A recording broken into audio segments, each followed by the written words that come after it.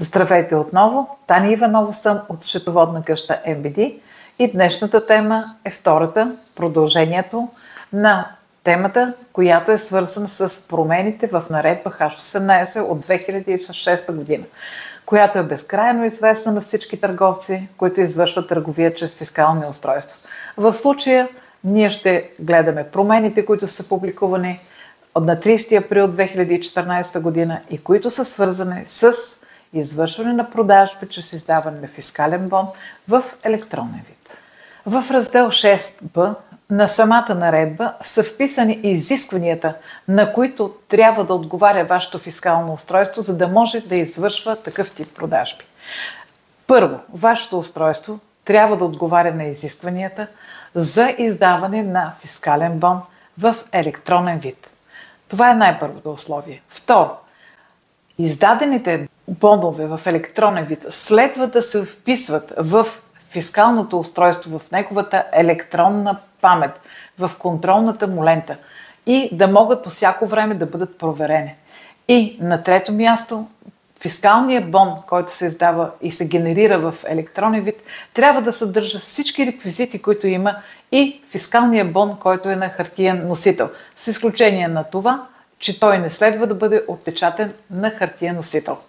Четвърто условие. В контролната лента, която е на електронния носител, трябва да може да се прави разграничаване на фискалните бонове, които са издадени обикновено стандартни на хартиен носител, и на фискалния бон, който е издаден в електронен вид. И петото условие, което е също немаловажно, е, че фискалният бон, който е генериран в електронен вид, трябва да има определени съдържания и характеристики, които са, пак казах, почти идентични с тези, които са на хартиения бон, с изключение на логото на фирмата и на задължението да бъде отпечатан в хартиен носител. В наредбата е създаден член 24, който има две алинеи. Софтуерът, който ще използваме, за да можем да издаваме фискални бонове в електронен вид, трябва да има и следните особености. Те са подчертани в член 24, алинея 1. На първо място трябва да може да изпраща генерираните електронно фискални бонове на сайт или на мобилно приложение или на електронен адрес, който е предоставен от клиента.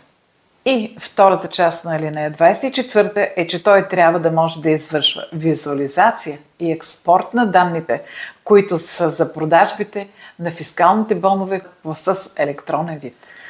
Експортираните данни трябва да притежават минимум следната структура.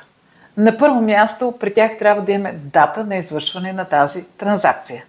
Трябва да има уникален номер на продажбата, дата на приключване на продажбата, време на откриване на продажбата, час, минута, секунда, време на закриване на продажбата, отново час, минута, секунда, сума, която е регистрирана при тази продажба, уникален идентификатор на клиента, който е регистриран в клиентската ни програма за регистрация на потребителите, начин на предоставяне на фискалния бон в електронен вид към клиента, като за това ни е необходимо да имаме електронен адрес на получателя, на който следва той да бъде изпратен. И така, приключих темата за промените в наредба H18 от 2006 година във връзка с фискалните бонове, които са в електронен вид.